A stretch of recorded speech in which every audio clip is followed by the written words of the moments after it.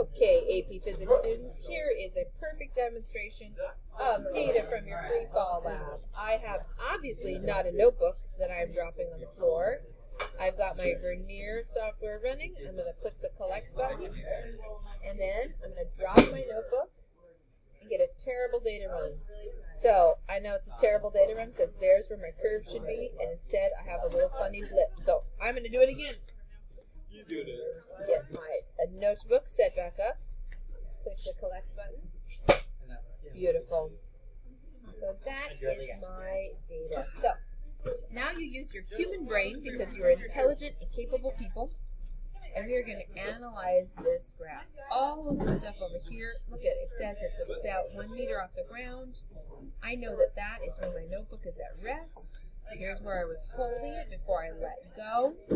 This also gives you a good idea of the accuracy, the threshold of your robot, or your sensor, because see, it still thinks that the sensor was not touching my object as I dropped it. Anyway, I'm going to analyze my position versus time graph. I'm just going to select part of it that looks really nice, and then I'm going to apply a curved fit.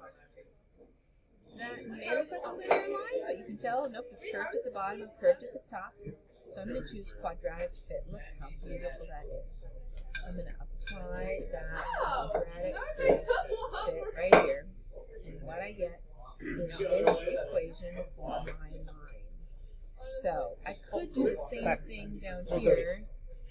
So I could find the slope of this linear line and find out what my acceleration is this way. But this is often much more inaccurate because your velocity versus time graph created by your sensor, it's actually doing math to calculate these velocities. They are less accurate than the position data collected up here. So that's why we don't use that one. Okay? So, since, let's get a piece of paper going now. You can tell that I'm a total professional as we go through things here. So now I'm going to do some math. That's going to help us solve our problem. I've got a quadratic equation written right here.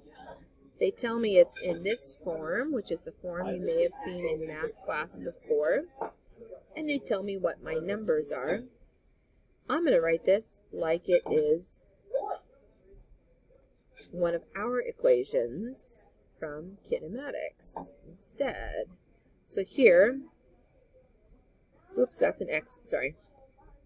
Just like that. So if you look at this equation, you can tell where it came from. Go find it in your notes if you're not sure why I've got that written right there. But here, what it's telling us is this part of our physics equation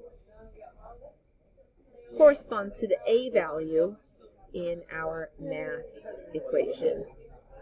This quantity corresponds to the B coefficient in our math equation, and this physics quantity corresponds to our C equation.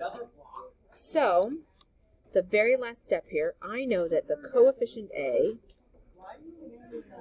is equal to 1/2 times acceleration. That's how the math equation matches up with my physics equation.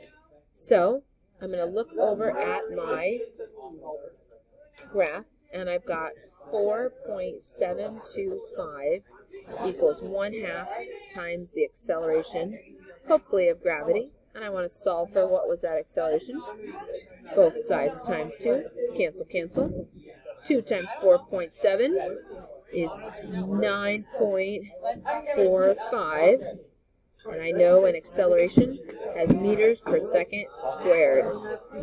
There's the acceleration of my object that I dropped. Go ahead and use that number and finish your lab analysis. Hope that works, everybody.